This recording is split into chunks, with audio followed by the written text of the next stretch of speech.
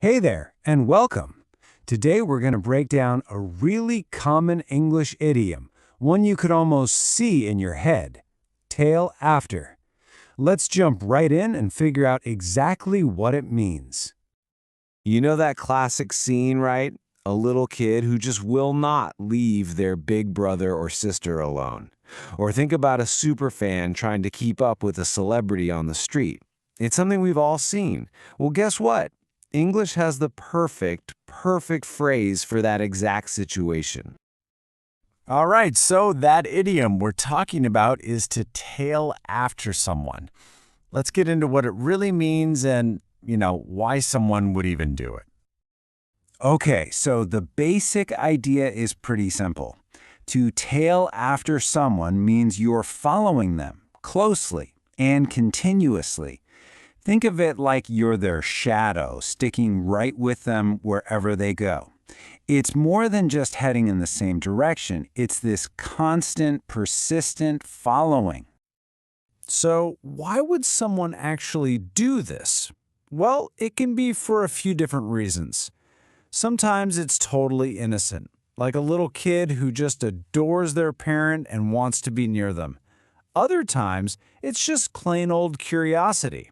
And then, sometimes it's a little less innocent. Maybe someone's just being nosy, trying to get into someone else's business. The best way to really get a feel for an idiom is to see how it's used in real life. So let's check out a couple of examples. This should make it super clear. Okay, first up, we've got a really classic situation. This one's about a little boy and his big sister. So the little boy always tails after his sister wherever she goes. You can just picture it, can't you? Him trotting along right behind her, trying to be a part of whatever she's doing. It really paints a clear picture. Now this is the important part. How does this translate? In English, the little boy always tails after his sister wherever she goes.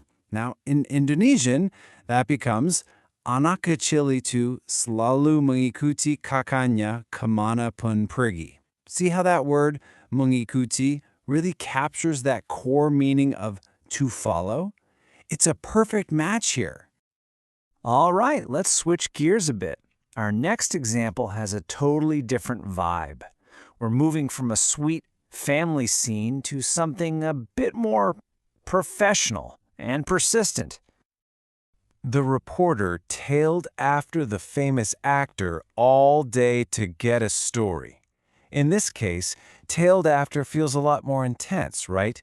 It sounds more like a determined, maybe even relentless chase.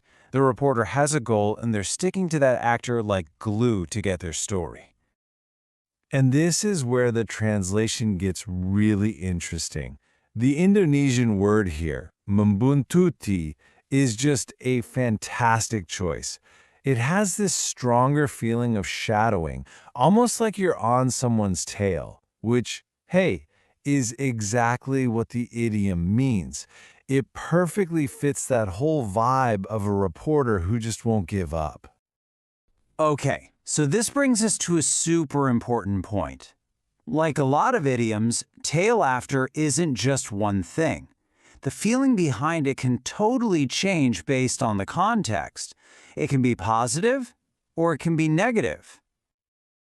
So on the one hand, you have that sweet, innocent vibe, like the little boy admiring his sister. But on the other hand, it can mean something annoying or even intrusive. Think about that reporter who might be getting a little too close. It's the exact same phrase, but the feeling is worlds apart. It all comes down to the situation. Okay, so let's do a quick recap and pull together everything we've learned about this really useful idiom. So what are the main takeaways? First, tail after means to follow someone constantly. Second, the reason why can be anything from admiration to just being nosy. Third, because of that, it can have a positive feel, like with the kid, or a negative one, like with the reporter.